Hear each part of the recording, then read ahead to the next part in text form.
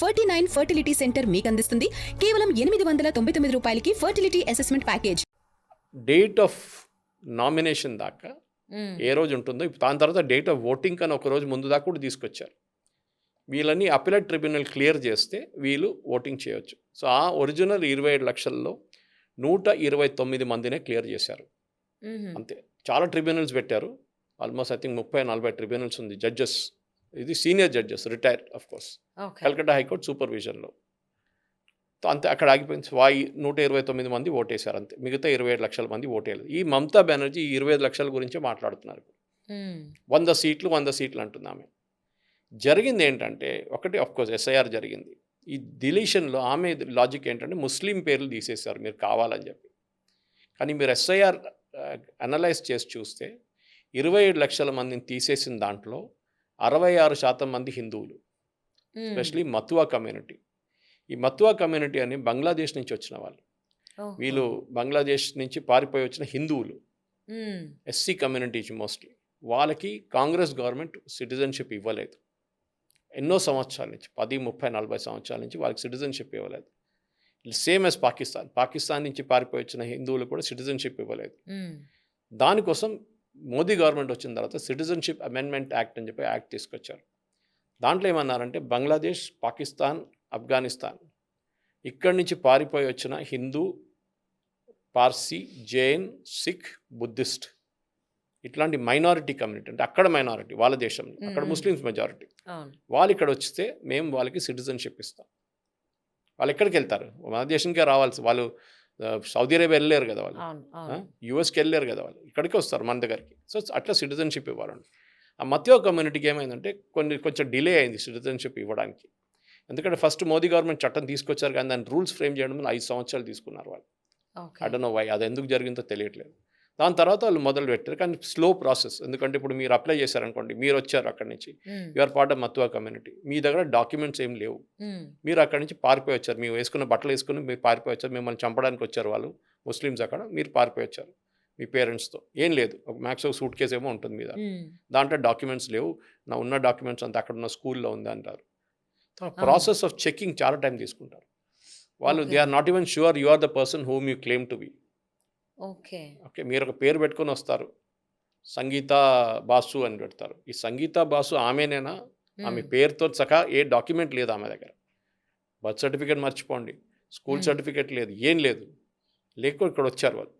So వాళ్ళు చాలా time తీసుకుంటారు దానికి చెక్ చేయడానికి. ఈ ఏం చెప్తా, వెరిఫికేషన్లో, సిటిజన్షిప్ వెరిఫికేషన్లో. దాంతో ఏమో జరిగిందంటే 2010 వచ్చిన తర్వాత, చట్టం వచ్చిన తర్వాత టైం తీసుకున్నారు. మత్వా కమ్యూనిటీ అప్సెట్ అయిపోయారు బీజేపీతో. దానికోసం 2024 జరిగిన ఎలక్షన్లో, లోక్సభ ఎలక్షన్లో బీజేపీ సీట్లు గణనంగా పడిపోయింది. 18 నుంచి 12కి వచ్చేస్తుంది. ఫెల్ డ్రాస్టిక్లీ. అది మత్వా కమ్యూనిటీ కోపం ఉంది. ఈసారి కరెక్ట్ చేసుకున్నారు అది బీజేపీ.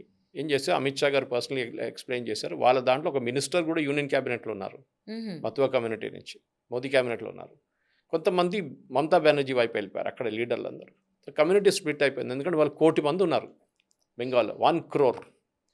దానికోసం మమతా బెనర్జీ కానీ కాంగ్రెస్ కానీ ఎప్పుడు వీళ్ళకు ఓటింగ్ ఇవ్వరు. ముస్లిమ్స్కి ఇస్తారు సిటిజన్షిప్, దొంగ సర్టిఫికేట్ తయారు చేసి, కానీ హిందువులకి ఇవ్వరు. ఎందుకంటే వాళ్ళు తెలుసు, వాళ్ళు అప్పుడు కూడా కాంగ్రెస్ తెలుసు వీళ్ళు ఏదో ఒక రోజు మా కోసం ఓటు వేయారని. అదే జరిగింది తర్వాత. సో ఈసారి ఆ మటువా కమ్యూనిటీ నుంచి 66%, టోటల్ 100 మందిని డిలీట్ చేశారంటే దాంట్లో 66% ఈజ్ మతువా కమ్యూనిటీ. ఎందుకంటే వాళ్ళ సిటిజన్షిప్ లేదు, ఆటోమేటిక్గా డిలీట్ చేస్తారు. వాళ్ళు పంపించడం అని కాదు, they won't be sent out of the country, but you cannot vote.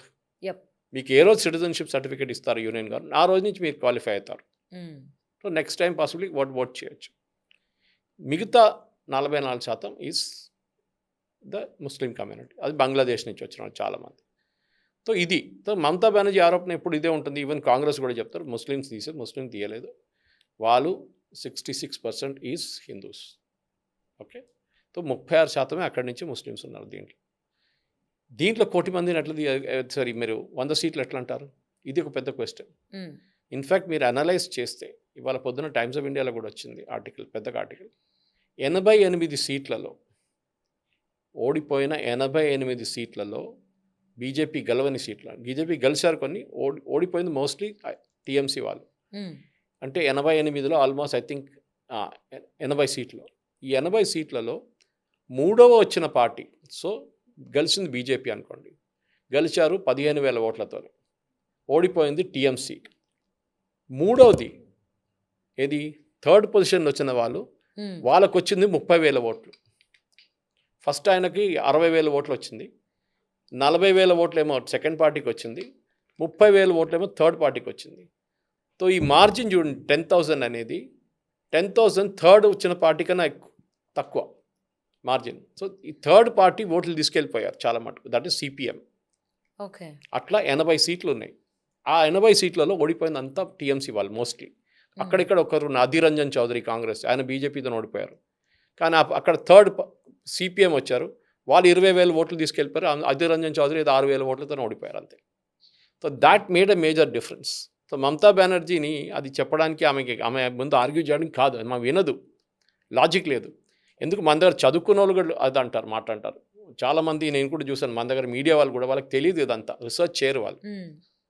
Luckily the lot of evidence data ఉంది. ఇప్పుడు నా దగ్గర 2,294 అసెంబ్లీ సెగ్మెంట్స్లో ఇప్పుడు జరిగిన ఓటింగ్లో నేను ఇవాళ పొద్దున కూడా డేటా ఎంటర్ చేస్తున్నాను. మార్జిన్ ఆఫ్ విక్టరీ చూసుకొని ఎంత జరిగింది, రాష్ట్రం ఎవరు గెలిచారు, ఈసారి ఎవరు గెలిచారు. నాకు ఇంకొక 5 రోజులు తీసుకుంటుంది కంప్లీట్ చేయడానికి. ఈ డేటా తెలిసిపోతుంది, దాంట్లో చాలా క్లియర్గా తెలిసిపోతుంది దట్ టీఎంసీ సీట్స్ చాలా ఘనంగా పడిపోయింది. మీరు కల్కట్టా తీసుకోండి, కల్కట్టా, హౌరా, హుగ్లీ, సౌత్ పర్గనాస్, నార్త్ పర్గనాస్, ఇదంతా మమతా బెనర్జీ చేతిలో ఉండే 15 సంవత్సరాల నుంచి 126 స్థానాలు ఉన్నాయి. ఆమె దాని నుంచి 100 సీట్లు ఈజీగా గెలుస్తుండే. ఎప్పుడు కల్కట్టాలో బీజేపీకి ఇవాళ దాకా లాస్ట్ 15 సంవత్సరాల్లో ఒక్క సీటు కూడా రాలేదు, ఒక్క అసెంబ్లీ సెగ్మెంట్ కూడా గెలవలేదు. ఆలోచించండి, ఎడ్యుకేటెడ్ క్యాపిటల్ ఆఫ్ వెస్ట్ బెంగాల్లో బీజేపీకి ఒక్క సీటు కూడా రాలేదు ఇప్పుడు దాకా. ఈసారి 6 సీట్లు గెలిచారు 11లో. హౌరాలో కూడా అదే జరిగింది, హూగ్లీలో కూడా అదే జరిగింది, 24 పర్గనాస్లో అది జరిగింది. మాల్డా, ముర్షిదాబాద్ లాంటి ఏరియాలో కూడా కొన్ని సీట్లు బీజేపీ గెలిచారు. ఎందుకు, అక్కడ ఉన్న హిందువులు కన్సాలిడేట్ అయి ఒకటే పార్టీకి ఓటేశారు. వాళ్ళు చూశారు ఇటువైపు గేమ్ ఏం నడుస్తుంది అనేది. మమతా బెనర్జీ 15 సంవత్సరాల నుంచి ఈ ముస్లిమ్స్ కోసం వాళ్ళ బెనిఫిట్స్ చేయడం, అది చేయడం, ఇది చేయడంలో మాకేం రావట్లేదు, మమ్మల్ని హెరాస్ చేస్తున్నారు. సందేశ్ ఖాళీ లాంటి ఇంత పెద్ద రేప్ జరిగిన ఇన్సిడెంట్, ఎంతోమంది మహిళలను రేప్ చేశారు అక్కడ ఈ టీఎంసీ గుండాలు. ఇదంతా చూసిన తర్వాత హిందువులకు తెలిసిపోయింది, ఇంకా మాకు ఇక్కడ బతకాలంటే, లేకుంటే బంగ్లాదేశ్ లాగా తయారైపోతారు, ఇది కూడా మేము బీజేపీని కల్పించాం. అదే జరిగింది. That is what happened at the end of it. మీరు డేటా తీసుకొని మొత్తం అనలైజ్ చేయొచ్చు, ఎంతమంది ఓటర్ని డ్రాప్ చేశారు, ఎన్ని ఓట్లతో గెలిచారు, మొత్తం చూస్తే ఎక్కడ ఏ ప్రాబ్లం లేదు. కానీ మమతా బెనర్జీకి ఎక్స్క్యూజ్ కావాలి. And worst part is Rahul Gandhi. వాళ్ళ పార్టీ వాళ్ళు అంటున్నారు ఈమె గుడ్ ఫర్ నథింగ్, ఈమెను ఓడించాలని చెప్పి కాంగ్రెస్ వాళ్ళు ఇంత కష్టపడి పనిచేసినా కానీ రాహుల్ గాంధీ వాళ్ళని సపోర్ట్ చేయట్లేదు, వాళ్ళ పార్టీ వాళ్ళని. మీరు మమతా బెనర్జీని తిట్టకండి, మీరు సెలబ్రేట్ చేయకండి, పండుగ చేసుకోకండి, ఆమె ఓడిపోయింది అంతే కదా, ఆమె మా లీడరే అంటుందండి. ఇది ప్రాబ్లం. సో మమతా బెనర్జీకి ఈ షాక్, ఆమె ఎప్పుడు అనుకోలేదు, కళల్లో కూడా అనుకోలేదు ఓడిపోతుందని. ఇప్పుడు 15 సంవత్సరాల తర్వాత ఆ రేప్ చేసిన ఇన్సిడెంట్లో చాలామంది, సందేశ్ ఖాళీ ఉండొచ్చు, ఆర్జీకార్ మెడికల్ కాలేజ్లో జరిగిన అమ్మాయితో జరిగిన రేప్ అండ్ మర్డర్ ఉండొచ్చు, వాళ్ళ అమ్మగారికి ఎలక్ట్ అయ్యారు ఎమ్మెల్యేగా. సో ఇట్లాంటి పరిస్థితుల్లో ఇప్పుడు అక్కడున్న ప్రజలు they taking law in to their own hands. అంటే వాళ్ళు ఎవరెవరు ఇన్ని రోజులు గుండా పని చేశారు టీఎంసీ వైపు నుంచి, వాళ్ళని ఇంటింటికి వెళ్ళి గుంజి బయట తీసుకొచ్చి కొడుతున్నారు. అది it's not correct, legally it is not correct.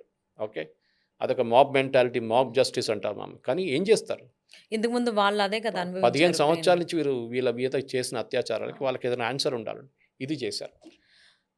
మీరు అనేది నిజమే. అందరికీ తెలిసిందే మమతా బెనర్జీకి పవర్ లేకపోతే ఆవిడ చాలా డిస్టర్బ్ అయిపోతారు అని. ఎప్పుడైతే ఆవిడ చేతిలోంచి ఆ పవర్ లాస్ అయిపోతుందని ఆవిడకి అర్థమైంది, అప్పటి నుంచి ఆవిడ ఫ్రస్ట్రేషన్ ప్రతి మీటింగ్లో బయట పెడుతూనే వచ్చారు. సో ఇప్పుడు కంప్లీట్గా డిక్లేర్ అయిపోయింది ఆవిడకి అసలు ఏ ఛాన్స్ లేదు అని చెప్పేసి. ఇప్పుడు ఆమె ప్రజెన్స్ కూడా నిలబెట్టుకోవాల్సిన స్థితికి ఏర్పడింది టీఎంసీకి సంబంధించి. సో ఇప్పుడున్న సిచ్యువేషన్లో ఆవిడ ఏం చేయగలుగుతారు ఏంటి? సో అందుకోసమనే నేను రాజీనామా చేయను అనడం కావచ్చు, ఇంకో రాహుల్ గాంధీ సపోర్ట్ కూడా చేస్తూ ఉన్నారు. అసలు ఏం చేయగలుగుతారు నెక్స్ట్ స్టెప్? ఏం చేయలేరు, ఒక్కటే చేయగలరు. ఆమె ఇవాళ రాత్రి as we speak 6th night అయిపోయింది, ఆమె షీ ఈజ్ హిస్టరీ. ఆవిడ సంతకం చేసి ఆమె చేయకుండా రాజీనామా చేసినా చేయకపోయినా. డిస్మిస్ చేసేస్తారు. రాజీనామా చేస్తే ఆమెని కేర్ టేకర్ చీఫ్ మినిస్టర్గా కంటిన్యూ చేయమంటారు. Okay. That is the usual thing. తమిళనాడులో అదే జరిగింది, కేరళలో అదే జరిగింది. You can continue till the new government is formed అంటారు. 9వ తారీఖు స్వేరింగ్ ఇన్ సెరమనీ ఉంది కలకటాలో. బీజేపీ వాళ్ళ కొత్త లీడర్ని ఎన్నుకుంటారు. ఆయన ముఖ్యమంత్రి, ఆయనతో పాటు కొంతమంది మంత్రులు స్వేరింగ్ ఇన్ చేస్తారు, ప్రమాణ స్వీకారం చేస్తారు. ఇది జరుగుతుంది. ఎట్లా అని మమతా బెనర్జీ ఏం చేయలేరు, ఒక్కటే చేయొచ్చు, చూస్తూ ఉండడం తప్ప. ఆమె సపరేట్గా, ఆమె ఒక కొత్త గ్రూప్గా కాదు, ఒక్కొక్క వాళ్ళ క్యాండిడేట్, ఓడిపోయిన క్యాండిడేట్స్ అందరూ అప్లికేషన్ ఫైల్ చేయొచ్చు హైకోర్టులో అక్కడ. Okay, that is the part of the election process. So ఈవీఎంలు తీసి పక్కన పెడతారు ఎలక్షన్ కమిషన్, మళ్ళీ కౌంటింగ్ చేస్తారు, చూపిస్తారు. మమతా బెనర్జీ కాన్స్పిరసీ అది కాదు, ఈవీఎంతో ఆమెకు ప్రాబ్లం లేదు. ఈసారి మీరు చూసుంటారు, ఈవీఎం గురించి మాట్లాడలేదు. ఆమె కాన్స్పిరసీ ఏం చెప్తున్నారు, ఎలక్షన్ కమిషన్ కావాలని చెప్పి ఇంతమందిని తీసేశారు, దానికోసం ఆ తీసేసిన వాళ్ళ లిస్టు లీగలీ సుప్రీంకోర్టు క్లియర్ చేశారు కదా, మళ్ళీ మీరు హైకోర్టులో ఎట్లా ఛాలెంజ్ చేస్తారు దాన్ని? అది ఎవరైనా, ఏదో ఒక జూనియర్ అడ్వకేట్ కూడా చెప్తారు మీకు, ఇది ఆల్రెడీ సుప్రీంకోర్టు చూశారు, supreme court side everything has been done correctly. దాని తర్వాత రెండు వైపు నుంచి ఒక జడ్జింగ్ ఫస్ట్ ఒక ప్రిలిమినరీ చెక్ చేశారు జడ్జెస్, జూనియర్ జడ్జెస్, దాని తర్వాత అపిలేట్ని పెట్టారు. మీరు అపిలేట్ డిసిషన్ కూడా వెయిట్ చేయండి కొన్ని రోజులు కావాలంటే, కానీ మీరు ఓడిపోయింది ఇది ఈ కారణంగా చెప్పేసి మీరు కోర్టుకి వెళ్ళలేరు, కొట్టుపడేస్తారు వాళ్ళు. సో వాళ్ళ ఇండివిజువల్ ఎమ్మెల్యేస్ కూడా 80 మంది గెలిచారు, 80 మంది వెళ్తే కూడా ఏం కాదు. గెలిచిన వాళ్ళు, ఓడిపోయిన వాళ్ళు ఇంకా ఉంటారు. 243లో 80 తీసేస్తే మిగతా వాళ్ళందరూ ఓడిపోయిన వాళ్ళే, వాళ్ళు ఇచ్చి ఫైల్ చేయొచ్చు. కానీ దాంట్లో ఏ రిజల్ట్ రావబోదు, ఎందుకంటే మొత్తం సుప్రీంకోర్టు క్లియర్ చేశారు ఈ ఏం చెప్తారు ఎస్ఐఆర్ ప్రాసెస్ కంప్లీట్గా.